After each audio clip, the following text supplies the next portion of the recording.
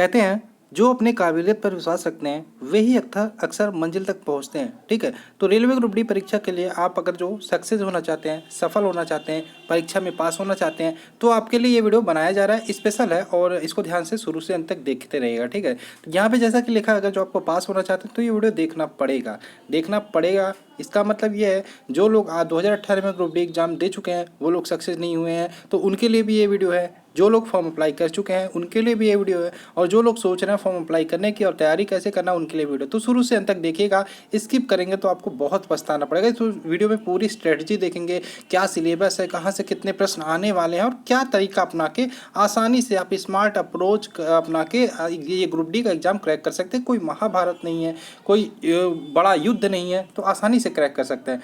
सिर्फ आपको तरीका पता होना चाहिए। ठीक है, 100% सफलता के लिए तो 100% यहाँ पे सफल हो जाएंगे अगर जो इसको आप फॉलो करते हैं। ठीक है, तो चलिए शुरू करते हैं आज का इंपॉर्टेंट सेशन। एक मोटिवेशन मैंने स्टार्ट में दे दिया है और उसी को फॉलो करिएगा। देखिए, अगर जो आप रेलवे परीक्षा की तैयारी करना चाहते हैं, कुछ चाहे ग्रुप डी का हो चाहे एनटीपीसी का हो, तो आप मुझे सब्सक्राइब कर सकते हैं चैनल को। Exam Guru tips and tricks, subscribe का बटन नीचे दिया होगा, उसके बाद बेल का आइकन भी दिखा है, उसको भी क्लिक कर लीजिएगा। इससे कोई भी वीडियो अपलोड होगा उसका नोटिफिकेशन आपको देखने को मिल जाएगा। जीके की क्लास की बात करें सुबह 8 बजे, और मैथ की क्लास 2 बजे, और रीजनिंग की क्लास शाम को 9 बजे मिलती है। ठीक है, तो चलिए शुरू करते हैं।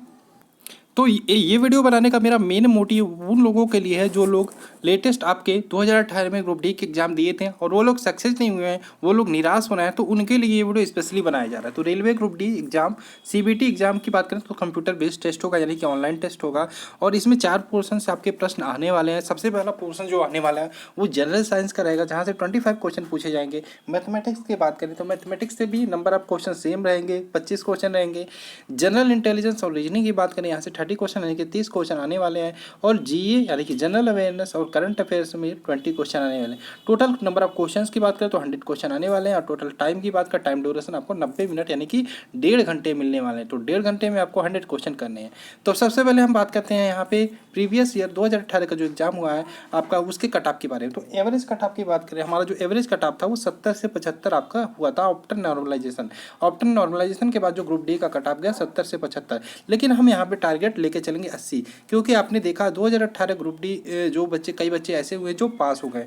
क्या हो गया, एग्जाम पास हो गए, उन्हें फिजिकल के लिए बुलाया गया, पीईटी टेस्ट के लिए बुलाया गया, और पीईटी टेस्ट भी वो क्या हुए, क्वालिफाई हो गए यानी कि पास हो गए। ठीक है, उसके बाद उनको जब डीवी के लिए बुलाया गया यानी कि डॉक्यूमेंट वेरिफिकेशन के बुलाया गया, तो जो पास हुए थे उनको भी वहाँ से छाट दिया गया। बहुत कम बच्चों को डीवी के लिए बुलाया गया। अब आगे उनको मौका मिलेगा या नहीं ये तो बात की बात है, लेकिन आप यहाँ पे टारगेट लेके चलोगे 80 प्लस लेके चलोगे आफ्टर नॉर्मलाइजेशन स्कोर।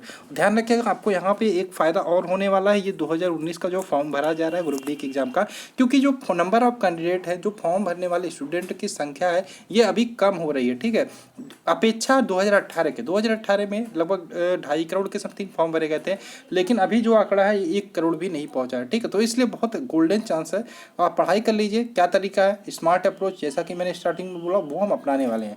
चलिए आगे चलते हैं। अब देखिए, एवरेज जो कट ऑफ था 70 से 75 था, ये हर बोर्ड की हमने एवरेज स्कोर निकाला है। ठीक है, आगे चलते हैं।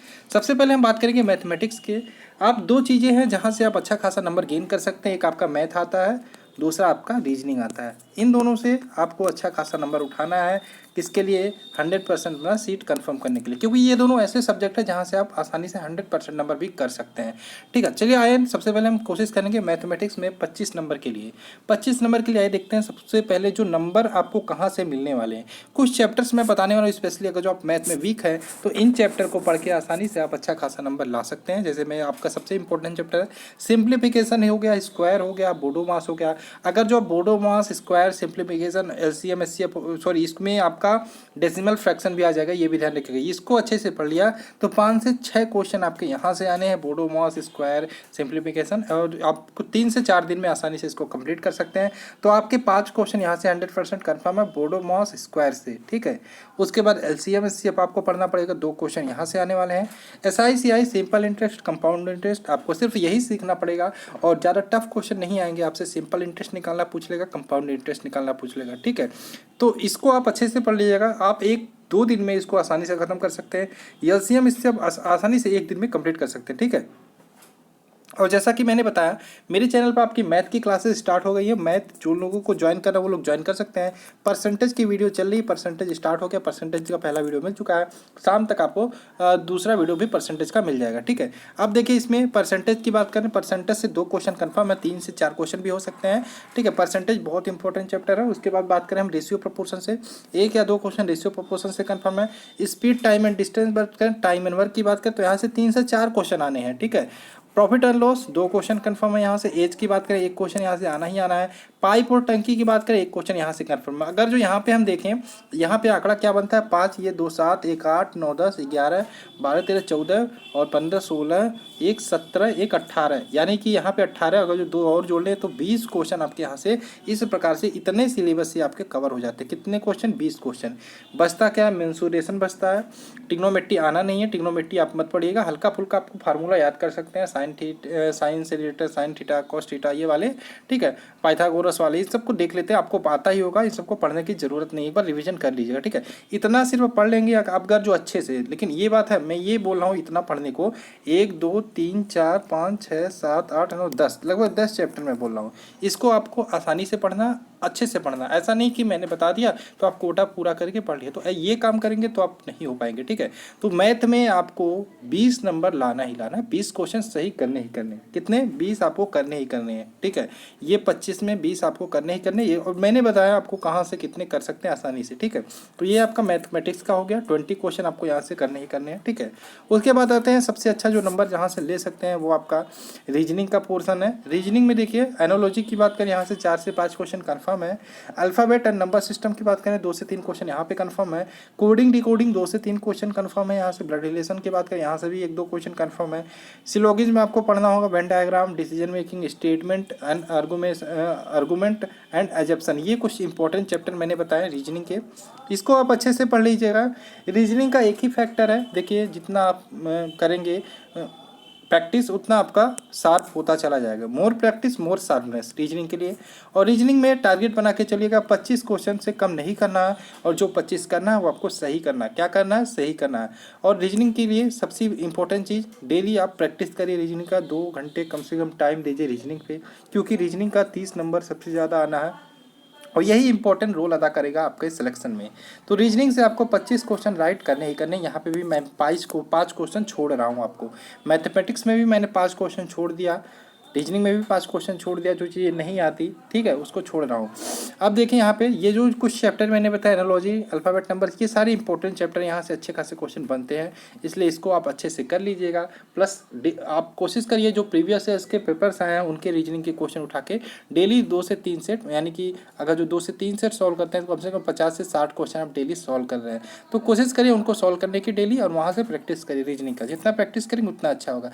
रीजनिंग की बात करें, अगर जो आप किसी इंटर पास बच्चे को रीजनिंग का पेपर दे देंगे रेलवे का, तो अगर जो 30 क्वेश्चन आते हैं तो 15 से 20 आसानी से कर लेंगे, लेकिन आपको यहाँ पे मैं 25 दे रहा हूँ, 25 आपको करना ही करना है।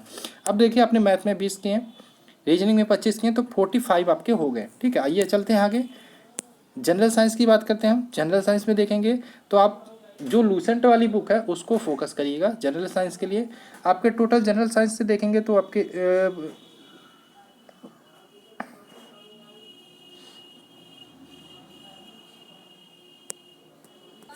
25 क्वेश्चन आने हैं जनरल साइंस से, और टारगेट मैंने लूसेंट बुक बताया, आगे और बुक जो अच्छी मिलेगी तो मैं बताऊंगा। देखिए कहाँ से पढ़ना ये भी बता रहा हूँ। देखिए साइंस के फिजिक्स में यूनिट तो मोस्ट इंपॉर्टेंट है, इलेक्ट्रिसिटी भी मोस्ट इंपॉर्टेंट है, लाइट भी most important, 3 most important chapter, इसको अच्छे से कर लीजिएगा।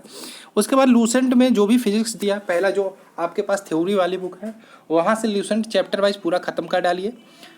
Physics chemistry math sorry physics chemistry bio तीनों खत्म कर डालिए। उसके बाद आप आराम से करिए, 1-1.5 महीने 2 महीने जितना भी टाइम लगे आराम से करना है, 1 महीने में आराम से कंप्लीट कर सकते हैं फिजिक्स केमिस्ट्री मैथ तीनों लूसेंट का ऑब्जेक्टिव थ्योरी वाला, ठीक है।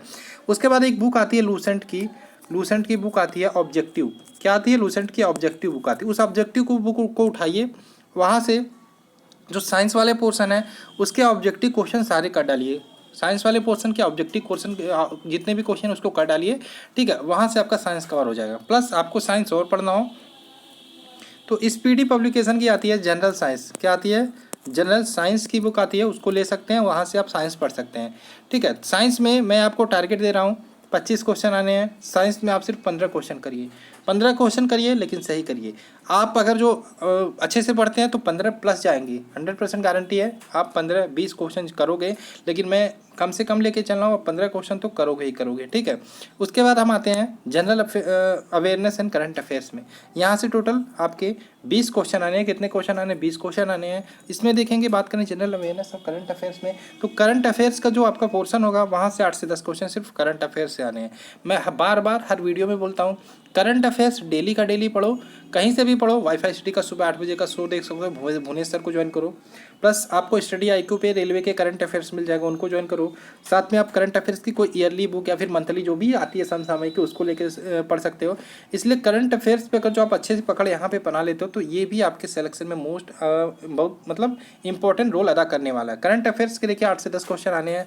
अगर जो आप 7 से 8 क्वेश्चन सिर्फ करंट अफेयर्स के कर जाते हो, उसके बाद जो जनरल अवेयरनेस बचता है यहाँ पे 10 से 12 क्वेश्चन यहाँ भी आने वाले हैं। इसको लेके आपको कुछ नहीं पढ़ना है। इसको पढ़ना कब है? जनरल अवेयरनेस की बात करें, लूसेंट वाली बुक है। आपने हिस्ट्री ज्योग्राफी बहुत पढ़ी, आपको कुछ नहीं करना। जो ऑब्जेक्टिव वाली बुक आप है आती है ना, ऑब्जेक्टिव वाली बुक आती है लूसेंट की ऑब्जेक्टिव वाली बुक आती है, उसको आप संडे में उठा के 2 घंटे में हिस्ट्री, अगले संडे 2 घंटे भूगोल, या ऐसा पढ़ सकते हो। इस पर आपको ज़्यादा नहीं ध्यान देना कि आप संविधान पढ़ो, हिस्ट्री पढ़ो, इतिहास पढ़ो, भूगोल पढ़ो, इस पर ज़्यादा ध्यान नहीं देना। सिर्फ आपको रिवीजन करना है इन सब चीज़ों को। ऐसा नहीं है कि छोड़ देना है, और ऐसा भी नहीं है कि आप लेके बैठे रहो 2-2 घंटे 4 घंटे, ऐसा भी नहीं करना है। क्योंकि इन सारी चीज़ों का जो क्राइटेरिया 10 से 12 नंबर आपके आने हैं, तो 10 से 12 क्वेश्चन आ रहे हैं। और ऐसा भी नहीं है कि अगर जो 10 से 12 क्वेश्चन आ गया तो वहाँ पे 4 से 5 क्वेश्चन आपको नहीं आता होगा, ठीक है। तो यहाँ पे देखिए, अगर जो 7 से 8 क्वेश्चन आप करंट अफेयर्स के कर लेते हो और 4 से 5 क्वेश्चन आप इसके कर लेते हो, तो आसानी से 12-13 क्वेश्चन कर सकते हो सही। लेकिन हम 12-13 नहीं, यहाँ पे 10 लेके चलेंगे। जो गलत करते हो उसको हटा देते हैं। अब आइए देखते हैं अपने यहाँ पे कितने क्वेश्चन कर ले। देखो आप, मैं फिर से बोल रहा हूँ, बहुत सारे बच्चे होते हैं जो लूसेंट या फिर कोई भी बुक उठा के इतिहास भूगोल रटते रहते हैं, वो बहुत गलत करते हैं, ठीक है। ऐसा कभी मत करना। सिलेक्शन लेना हो तो स्मार्ट अप्रोच अपनाओ। देखो कहाँ से कितने नंबर पूछे जाए तो उसको आप टारगेट करो। जैसे रीजनिंग को टारगेट कर सकते हो, मैथ को टारगेट कर सकते हो, साइंस को टारगेट करो, करंट अफेयर्स को टारगेट करो। तो इन सारी चीज़ों पर फोकस जरूर करना। उसके बाद ये देखते हैं हमने क्या किया अभी तक। हमने यहाँ पे किया, मैथमेटिक्स में 20 क्वेश्चन कर लिया, रीजनिंग में 25 क्वेश्चन कर लिया, साइंस में हमने 15 कर लिया, और GN करंट अफेयर्स में हमने 10 कर लिया। हमने कम से कम लेके चला हूँ, ध्यान रखिएगा। आप यहाँ पे एक्स्ट्रा भी कर सकते हैं, 12-13 भी कर सकते हैं। मान लीजिए कुछ गलत होगा तो उसको हमने हटा दिया पहले ही। अब अगर जो इसमें जोड़ा हमने, तो यहाँ पे 70 क्वेश्चन आपने कितना किया? राइट किया। अब ये 70 क्वेश्चन आपने 100 में कर लिया, और ये स्कोर आपका आफ्टर नॉर्मलाइजेशन आराम से 80 प्लस चला जाएगा। कितना चला जाएगा? 80। आपको पता है रेलवे में नॉर्मलाइजेशन होता है, आफ्टर नॉर्मलाइजेशन ये स्कोर कितना जाएगा? 80 प्लस। और मैं गारंटी के साथ कह सकता हूँ कि आप 100% यहाँ पे सेलेक्ट हो जाओगे रेलवे ग्रुप डी के लिए, और आपको कोई नहीं रोक सकता। आप PET भी क्वालिफाई करो, उसके बाद आपको DV के लिए भी बुलाया जाएगा। क्योंकि आप अगर जो मान लीजिए 60 क्वेश्चन करके आए, वहाँ पे आपका सिलेक्शन हो गया, ठीक है, या 55 पे आपका सिलेक्शन हो गया, तो हो सकता है आपको DV के लिए ना बुलाया जाए। आपको पता है, आपको PET के लिए जो बुलाया जाएगा कैंडिडेट, वो 3 गुना कैंडिडेट PET के लिए बुलाया जाएगा। DV के लिए भी बहुत कम रखा गया है, 1.05 गुना बुलाया जाएगा। तो इसलिए आप मेहनत करो, कम से कम 70 क्वेश्चन सही करके आओ, ठीक है। 100% सफलता के लिए 70 करके आओगे तो आपका 80 प्लस स्कोर जाएगा आफ्टर नॉर्मलाइजेशन। तो ये था पूरा स्ट्रेटजी, तरीका, और आशा है आपको ये वीडियो पसंद आया होगा। आप मोटिवेट हुए होंगे ग्रुप डी एग्जाम की तैयारी को लेके, और अब आप अच्छे से लग जाओगे पढ़ाई पर। आपको पता है आपको क्या करना है, आपको किन चीज़ों पर फोकस करना है, ठीक है। तो मेरा बताने का तरीका ही यही है, पढ़ाने का तरीका भी यही है। तो आपसे निवेदन है कि आप ज्वाइन करना चाहते हो, चैनल को सब्सक्राइब करो, और आपके जो भी फ्रेंड्स, दोस्त, रिलेटिव्स तैयारी करते हो उनके साथ भी इस वीडियो को साझा करो, यानी कि शेयर करो। 100% selection in RRC group D, ये हमारा टारगेट है। तो चलिए, वीडियो को अच्छा लगा हो तो लाइक करना मत भूलिएगा। मिलते हैं नेक्स्ट वीडियो में। जय हिंद दोस्तों, जय भारत।